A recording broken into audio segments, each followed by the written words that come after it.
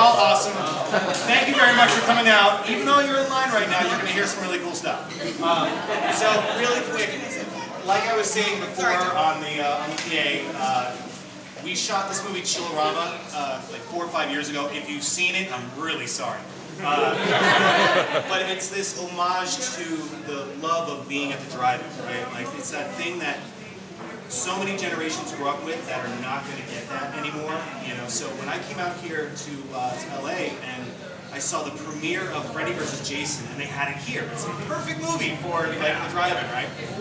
And I was like, oh my God, there's a drive-in still. And I've been coming here for 10 years or whatever. And then when we shot Chillerama, if anybody has ever seen that movie, you know about the demon semen, right? The glowing blue stuff, yeah. So when we were shooting that, you know, there's squirting semen, sorry everybody, but like there's just squirting semen everywhere. Zombies that are just having sex with each other, but you know, it's a celebration of cinema, right?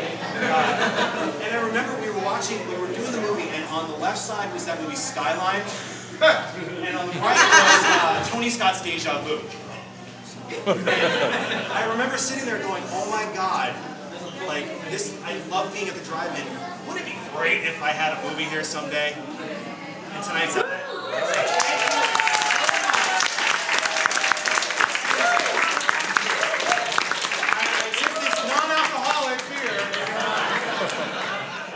So I just wanted to introduce some of the fine folks from the movie here. Actually, we have 2 of the producers here. They should come up as well, right? They should come up. These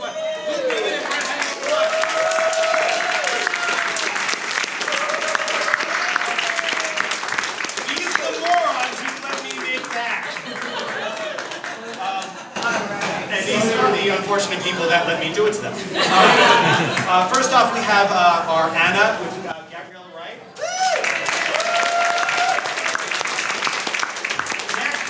Probably the hardest working man in the film who doesn't lift a finger. Aki Katabi, who's dead man. You know her, you're lucky. You've seen her in a million things, and she's about to burst.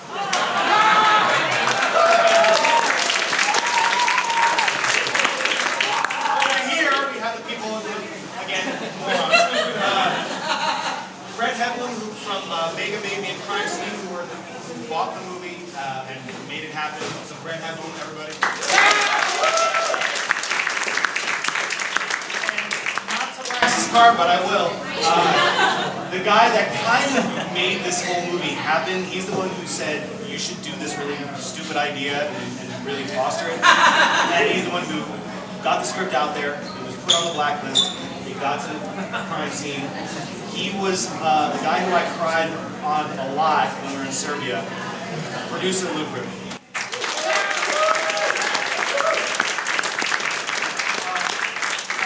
I know you all want to get to see Hot Tub Time Machine 2. It's riveting. But I just wanted to say, this movie, you're going to love it or you're going to hate it.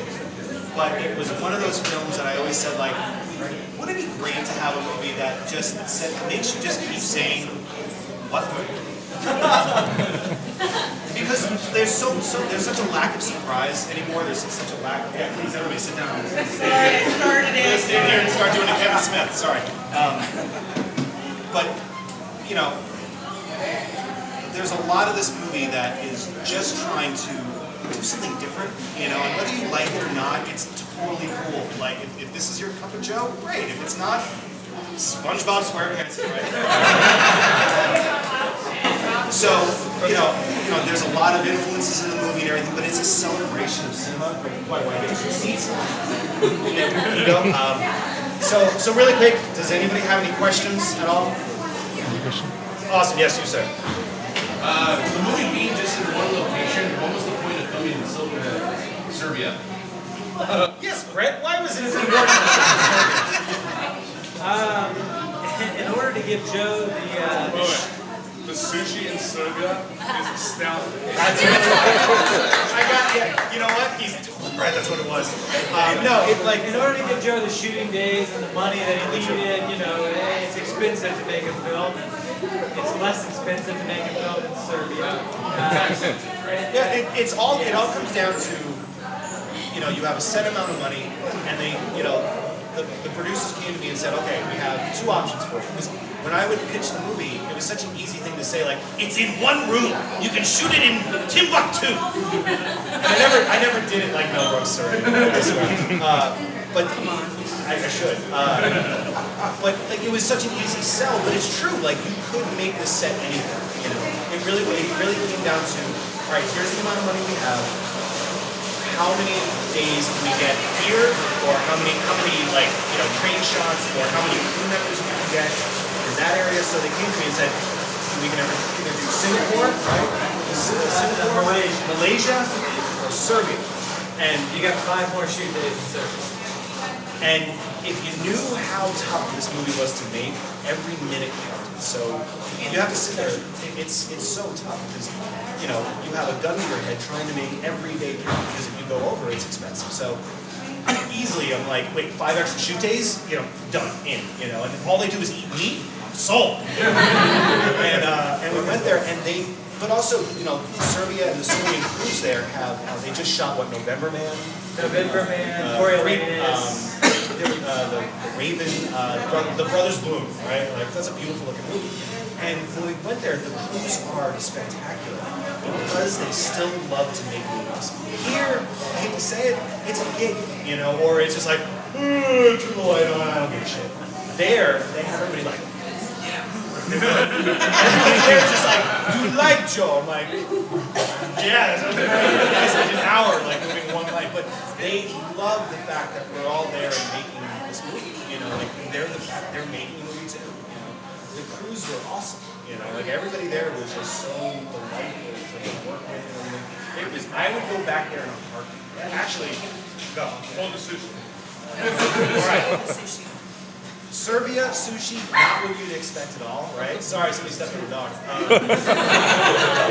But there was a sushi place like right down the block, and I'm like, yeah, okay, I'm not falling for this shit. You know, it's like, yeah, Serbian sushi, that's gonna work. And oh my god, it was like Katsuya. It was like Katsuya, Serbia. You know, it was amazing. So if you guys are in the Serbian area, I highly recommend sushi. All right, anybody? Any other questions? Yeah, so how'd you get salmon? Man, I am an amazing lover. Best answer ever. No, weirdly enough, she came to us. The script was on this thing called the Blacklist, which, you know, is all the best unproduced scripts of each year that agents, studios, and assistants, whatever, all go like, you hear about this script? And then they all go like, yeah, why did that get made? And then it all goes on the list. And then people go, oh, that looks cool, all right, we'll do it. So when we put the movie out, you know, people were like, this is really cool. No one's gonna make this, you know. So, but then we went on the Blacklist, and then some people decided to make it. Thank God. And there's an internal conversation going on here. But the script started going around, and you know, there was an actress like Kate Hudson at one point was attached, and once like one actress attaches themselves, and other actresses, you know, kind of go, or anybody, actors, actresses, whoever, they go like, oh, maybe it's not a scary thing to do if you know, it's just, it happens, but you know. And really, she just wanted to shoot guns. Like, She wanted to be. Yeah, that's about fair. You know, like it was. Yeah, she wanted to Hey, be you guys, because the script was not supposed to. It wasn't really fit for her at first, you know. And then when we met her, when she said the, I'm gonna say it. When she said the infamous lines, "Baby, you can do whatever you want to my body." you cast Salma Hayek.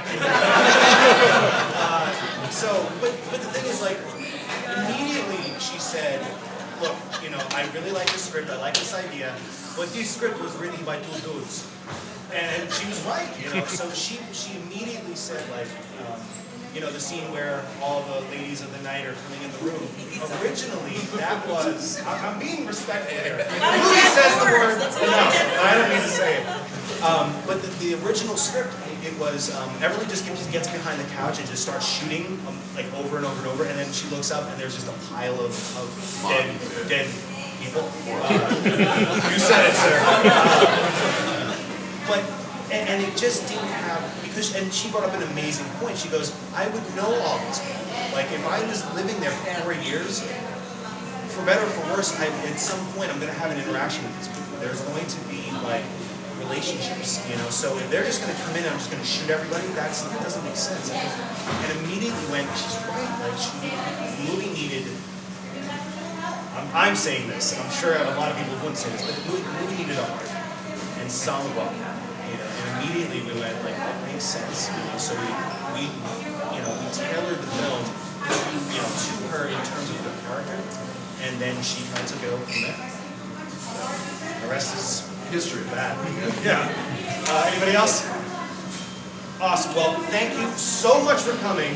Anybody who took a picture from the event or whatever, come up here, show me, and you'll get a signed poster by all of us. I took one.